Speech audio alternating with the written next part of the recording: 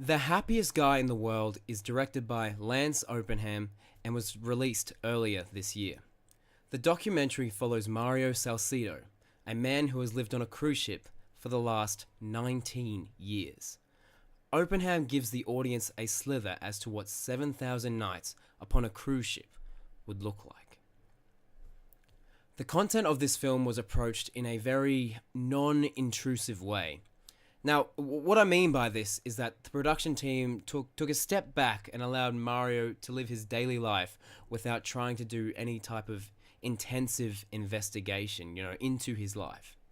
The subliminal message throughout the entire documentary is this man actually happy?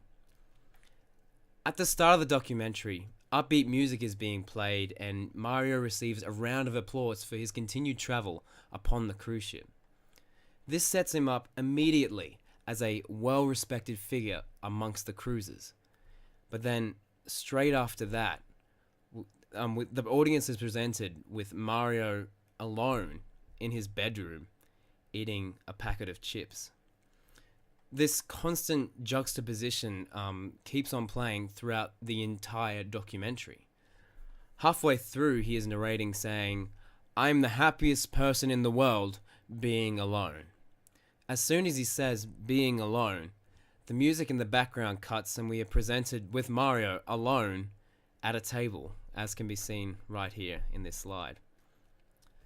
The director poses a question to the audience saying, is Mario's life actually fulfilling? Like, what is absent?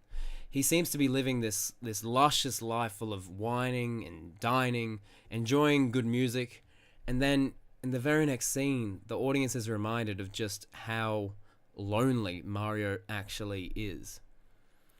Mario has several conversations with casual cruisers and tells them about his experiences living on the cruise ship. Openham reels the audience in by having these long, drawn-out takes and allows conversations to flow naturally without any editing or barely any editing, creating these very awkward pauses.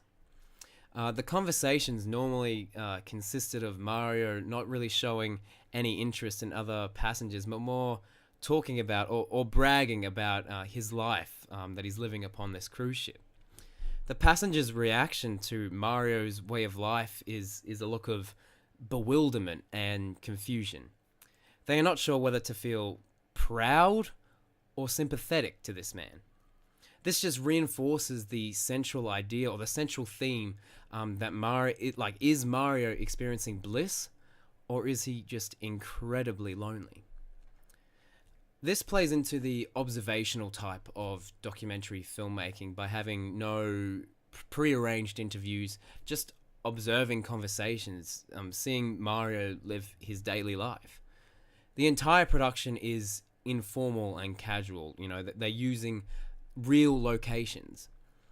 Whilst this documentary is beautifully shot, it does not seem arrogant and large and epic. The entire production seems surprisingly humble and allows the audience to feel like a fly on the wall. The camera crew actually set up at various locations throughout the cruise ship and simply waited for Mario to do his daily routine, to do his thing. So much like the audience, the filmmakers simply just observed this man living this extraordinary life. This type of direction is utter genius, and it makes the interactions feel so real because they are real, almost too real.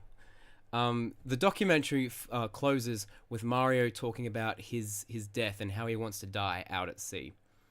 This is the first time we actually see any type of interview set up, and it's in the last 20 seconds of the documentary. This seems to be the only borrowed element of the expository type of documentary filmmaking. It's an interesting choice to include this in the final scene, as the entire documentary to that point remained faithful to the observatory type of documentary filmmaking. This was perhaps to maybe give the audience some kind of shock value because, they weren't suspecting we get a proper interview with Mario. But anyway, to conclude, Lance Openham managed to portray the burning question of, is this man content with his life? He achieved this through his minimally stylized, observational type of documentary filmmaking, and it was incredibly well done. May Mario keep living his best life. Thank you.